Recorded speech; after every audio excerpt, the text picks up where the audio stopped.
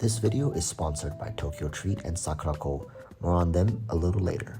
Sups up everyone, welcome back to another video, and today we're going to be taking a wild shot in the dark, well, not really, at what Mavuika is going to do. I don't know if I pronounced her name right, but that's how it looks like it sounds, so I'm just gonna call her that. And to be honest with you guys, Archons are by no means characters that we have limited information on. Even though it seems like that her kit could be anything, but just look at previous Archons and you will quickly find a pattern, right? So let's start with Venti, right? Venti's role in the game is an off-field CC shredder, kind of, right? Like, because shredding doesn't come with the kit, but more so with the Viridescent set. But that's kind of the role Venti falls into. And if you look at all the other Archons, they fulfill more than one role. And oftentimes, in the role that they are put in, they are SSS tier, the best that there could be. So now looking at Mavuika, how are we going to anticipate her kit? Starting with the element Pyro. If we look at Mavuika's kit, you have to link it with Pyro. What in the game right now requires Pyro, and what could make Pyro feel great? And a lot of people would say, well, Pyro signifies power, strength, so damage, right? Mavuika should be an on-field damage dealer. And I agree with you on that, because looking at all the Archons, only Raiden Shogun right now, as of patch 5.1, is an on-field damage dealing Archon. And even though she's an on-field damage dealing Archon, she still has part of her kit that can facilitate an off-field presence. And that is the case for every single Archon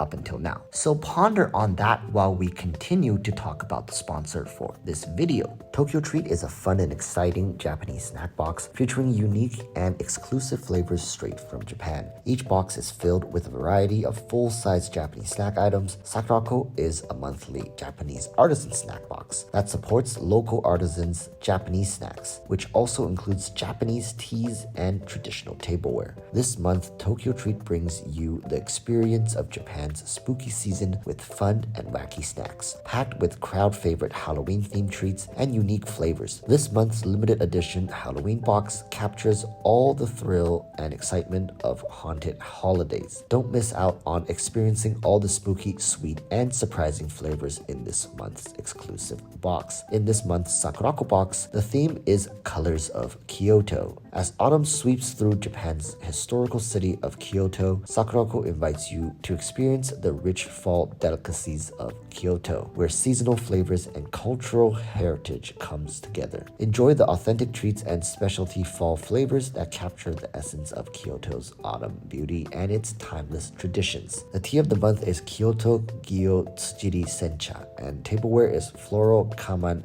Yunomi, a traditional Japanese teacup. Here, my friend is enjoying the spooky and scenic treats. Some treats here includes Kit Kats, fruit juice potion, and yuzu dorayaki. Learn more about the snacks from the booklet provided. If you would like to get your own TokyoTreat and Sakuraco box, use my code below for a discount. Thank you to TokyoTreats and Sakuraco for sponsoring this video.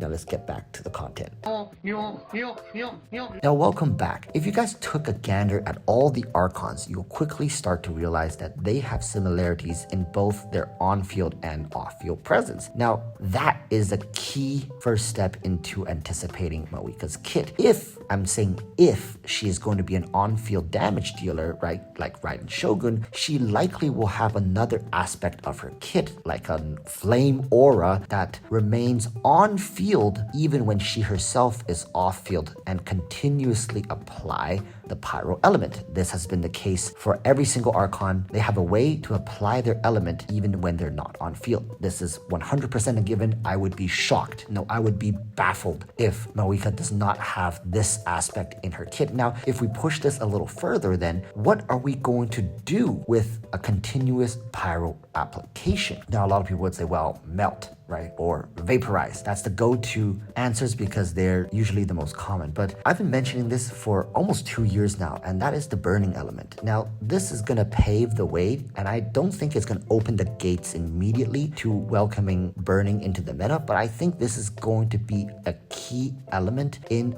future burning comps. And while yes, Vaporize does seem like it could have great usage, but another one which I think is going to be even better in the future is going to be Melt. I think the two main problems I've had with Pyro is that it's been very monotonous to play. Usually we play Pyro in Vaporize comps. That's really it. And even with other strong Pyro characters such as Bennett, we use them because of their insane utility more so than an insane Pyro application to play around the reaction system. And I think that's been a real shame in Genshin that Pyro has not had much time in the spotlight back in patch 1.0 before Hoyoverse just shelved it for like 4 years at this point. And finally, we're going to be getting some sort of insane Pyro application, and I hope with my fingers, toes, legs, whatever you cross, that they're not gonna do some stupid, insane gimmick with her Pyro application where it's like, oh well, if you don't get her C2, then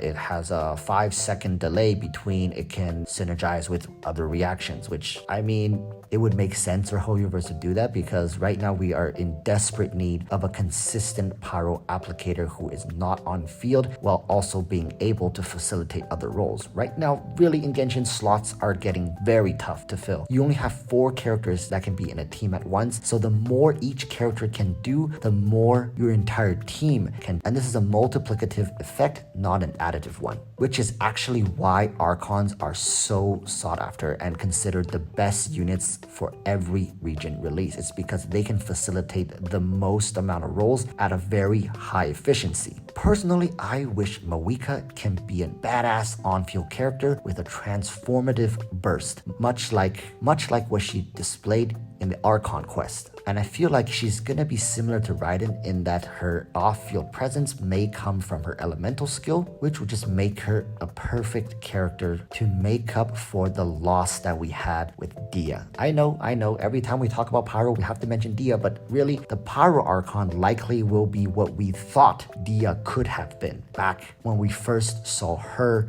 in the teasers. So people, really, I think better late than never, but what do you guys think? The Pyro Archon is going to be 100% the best character you can pick up in Natlin, and she likely will be a key player in future Pyro meta development. And I know that sounds weird saying Pyro meta development as if Pyro wasn't around back in 1.0, but really if you look at the timeline, Hoyoverse has abandoned this element for the past 4 years. So put your hands together, and I wish you guys the best of luck in summoning, and until the next one, urge you to stay safe, peace, bye bye.